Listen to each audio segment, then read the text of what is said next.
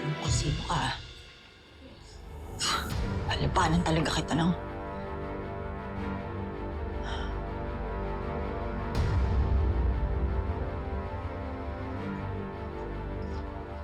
Nay! Anong ginagawa niyo?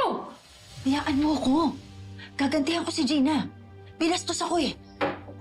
Nasisiraan ka na ba talaga? Pag tinuloy mo yan, walang ibang sisisihin si Gina kundi tayo.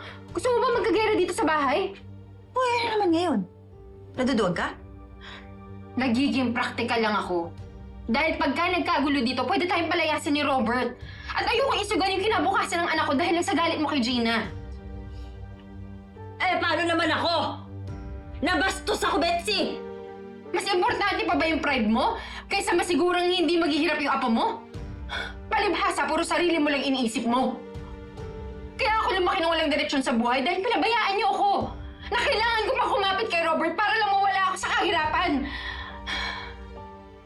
At ayokong matulad yung anak ko sa akin. At hindi ko hahayaang masira yung kinabukasan ng anak ko dahil sa pagiging makasarili ninyo.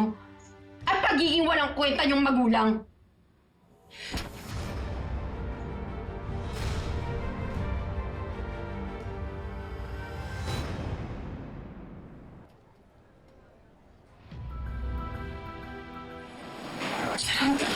Anong ginagawa mo? Akala ko ba sinusubukan nating ayusin to? Ba't may kopya ka ng divorce papers? Gina, hindi mo na ba talaga ako mapapatawad? Plano mo pa rin ba talaga maipaghiwalay sa akin?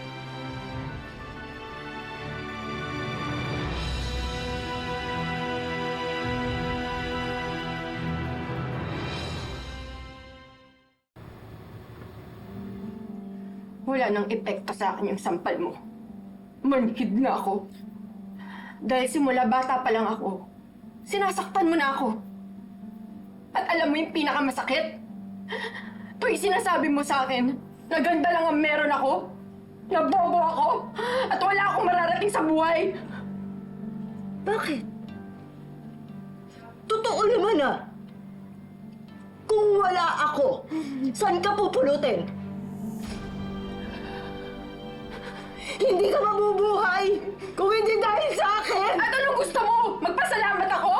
Magpasalamat ako na tinuruan mo akong manloko at sagasaan ng mga tao para lang makuha ang gusto ko? Ano masama doon? Sinanay lang kita lumaban sa buhay! Oo, sinanay mo akong gumawa ng mali! Naging toxic yung pagkatao ko dahil sa maling impluwensya mo! Pwede ba, Betsy? Ang tanda mo na para tubuan pa ng konsensya at magmalinis. Tsaka kampi mo ko. Hindi mo ako kaaway. Ayoko na, Nay. Please, ayoko na sawang-sawa na ako. Ayoko na magpakontrol sa'yo. Gusto ko maging mabuting ina sa anak ko. At gagawin ko ang lahat para hindi siya matulad sa nangyari sa akin. Hindi ko gusto yung tono mo. Anong binabalak mo?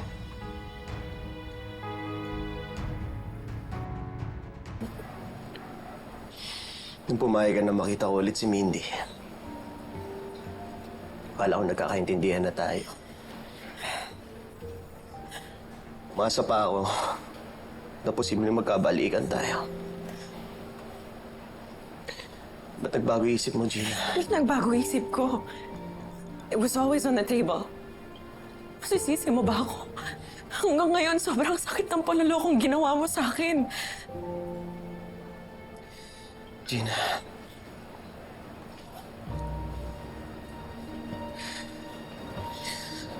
Kaya nga ako humihingi ng chance na patunayan ang sarili ko sa'yo.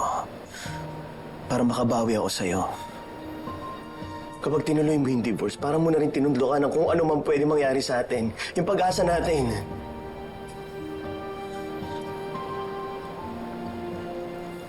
Ewan ko.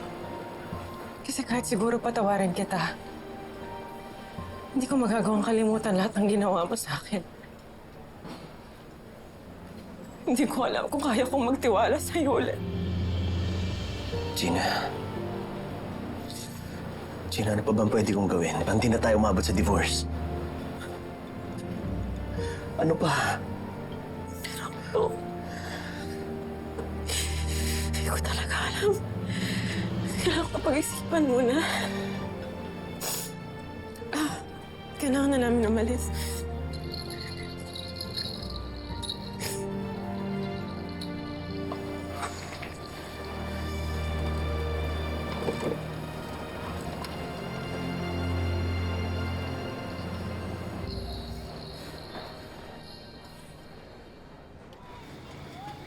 Partner, kung mawawala sa birthday ko, ha?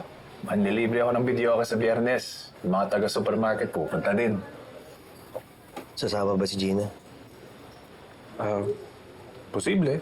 Sinabihan ko din siya.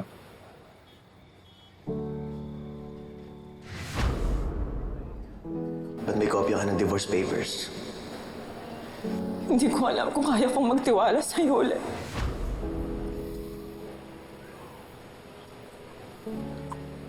Bro, nagkita kami ni Gina kanina. Nalaman ko na pinapasikaso niya pa rin yung divorce namin. Sorry, partner. Hindi ko kaya mawala siya. Ayoko masira yung pamilya namin. Kaya kahit gaano kaliit na chance, ang meron kami, ilalaban ko yan, bro. Partner, huwag ka sana magalit. Pero sa dami nangyari, hindi kaya mas lala mong nasasaktan si Gina kung ipipilit mo lang ang sarili mo? Ano gusto mong gawin ko, bro? Minsan, kailangan mong bitawan ang gusto mo para sa kabutihan ng iba. Baka ito lang ang paraan para makamove on si Gina. Makaharap ng katahimikan.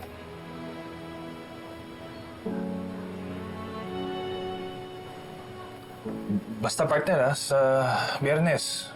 Punta ka,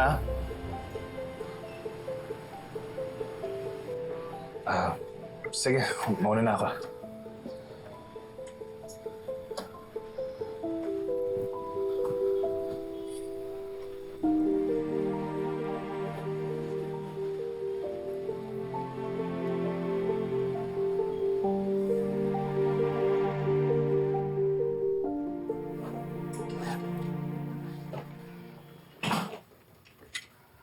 Anong kalokohan yan, Betsy? Makakasira lang kayo sa mga plano ko na eh. Kaya mabuti pang umalis na lang kayo.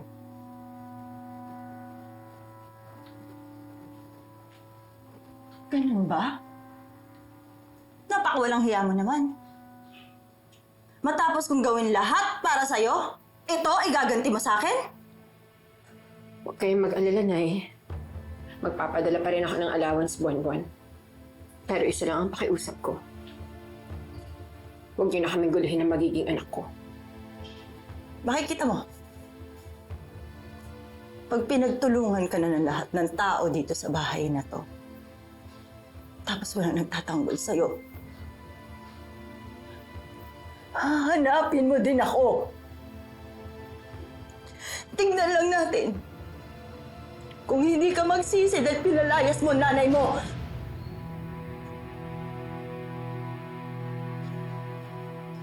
Nak. Sige na. Nay, Naiintindihan ko na yung gusto mong parating. Gets ko na. Pwede bang tigilan na natin to? Nay, hindi na. Hindi na. Matitiis mo ba ako na yung... Hindi na. Umalis na kayo. Umalis na kayo, Nay.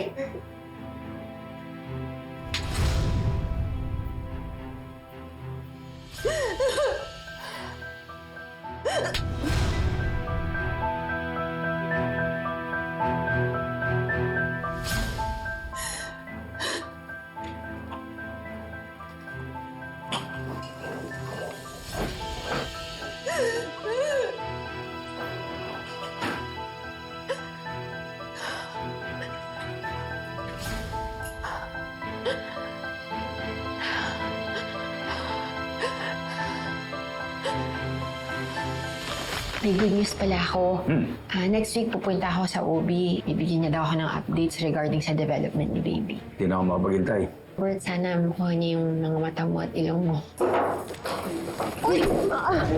Gusto ko makausap. Tara! Balik tayo sa kwarto. Doon tayo mag-usap. May problema ka ba?